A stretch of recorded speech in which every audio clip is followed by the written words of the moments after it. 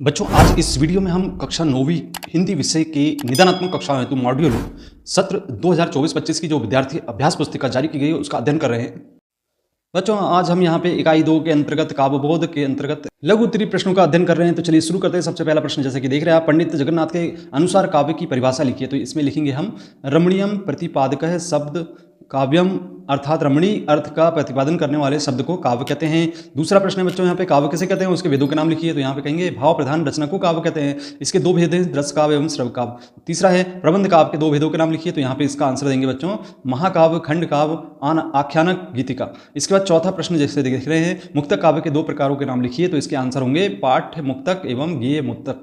इसके बाद पांचवा प्रश्न देख रहे हैं रस किसे कहते हैं, रस के अंगों के नाम लिखिए। तो यहाँ पे काव्य के पढ़ने सुनने अथवा उसके अभिनय में पाठक श्रोता या दर्शक को जो आनंद की अनुभूति होती है वही रस है। रस के चार अंग हैं, विभाव, अनुभाव, स्थायी भाव, संचारी भाव। इसके बाद है बच्चों अगला प्रश्न,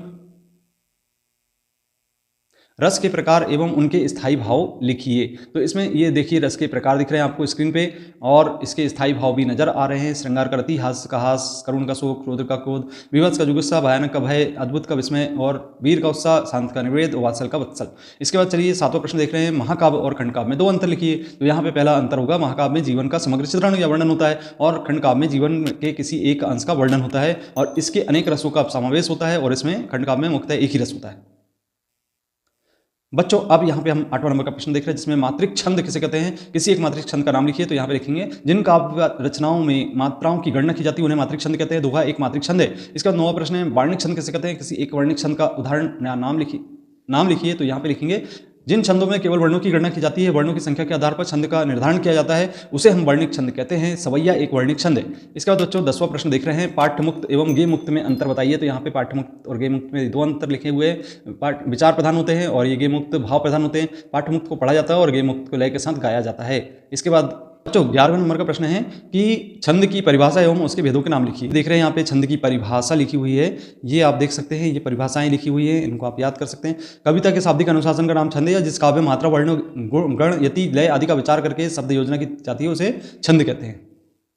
अब इसके भेदों की बात करें तो यहाँ पे दो प्रकार के भेद होते हैं, यहाँ देख सकते हैं आप छंद के भेद, मात्रिक और वार्णिक छंद। इनकी परिभाषाएं हो सकती हैं जिन छंदों की गणना की जाती है मात्राओं के आधार पर उन्हें मात्रिक छंद, जैसे दोहा, चौपाई, प्रोला, सोरठा आदि। और वार्णिक छंद जिन छंदों की गणना वर्णों के आधार पर की जाती है उन्हें वार्णिक छंद कहते हैं, जैसे इंद्र, वज्रा, मालिनी, शिखरणी आदि। बच्चों यहाँ पे अगला प्रश्न है रूपक अलंकार की परिभाषा उदाहरण सहित समझाइए।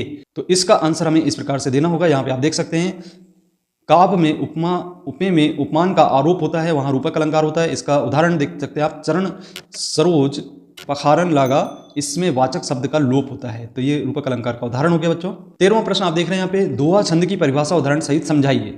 बच्चों यहाँ पे हमें दोहा छंद की परिभाषा देखने को मिलती है, या आप उदाहरण सहित इस तरीके से लिख सकते हैं। यह एक मात्रिक छंद है, इसके 4-4 चरण होते हैं और इसमें प्रथम एवं तृतीय चरण में 13-13 मात्राएं होती हैं और द्वितीय एवं चतुर्थ चरण में 11-11 मात्राएं होती हैं। इसका कहने का मतलब यहाँ पे हम इसको गिनते हैं, यहाँ पे इसको 2 गिना जाता है, 2, 2, 4 और ये 1-1 होगा और ये 2-2 और ये 1-2। तो इस तरीके से आप गिन लीजिए, ये आपकी 13 होंगी और यहाँ पे जो होगी वो 11-11। तो यहाँ पे दूसरा चरण ये कहलाएगा और ये चौथा चरण कहलाएगा। तो यहाँ 11-11 मात्राएं और यहाँ पे होंगी 13-13 मात्राएं। तो इस तरीके से पहले और तीसरे में 13-13 मात्राएं और दूसरे और चौथे में 11-11 मात्राएं होंगी। इसे हम छंद दोहा के नाम से जानते हैं। बच्चों यहाँ पे हम 14 नंबर का प्रश्न देख रहे हैं जिसमें लिखा है उपमा अलंकार की परिभाषा उदाहरण सहित दीजिए। हम स्क्रीन पे देख रहे हैं उपमा अलंकार। यहाँ पे उपमा अलंकार की परिभाषा आपको उदाहरण सहित देखने को मिल रही है। इसमें आप देख रहे हैं कि जहाँ एक वस्तु या अथवा प्राणी की तुलना अत्यंत सादृश्यता के साथ प्रसिद्ध वस्तु या प्राणी से की जाती है वहाँ उपमा अलंकार होता है। नंदन वन सी फूल उठी वह छोटी सी कुटिया मेरी। तो ये एक इसका उदाहरण होगा। ये थे आपके लघु उत्तरीय प्रश्न जो कि परीक्षा के अंतर्गत बहुत ही महत्वपूर्ण है। यदि आपको वीडियो पसंद आता है तो वीडियो को लाइक करें, शेयर करें और यदि अभी तक आपने चैनल को सब्सक्राइब नहीं किया तो सब्सक्राइब करें। मिलते हैं अगली वीडियो में। धन्यवाद।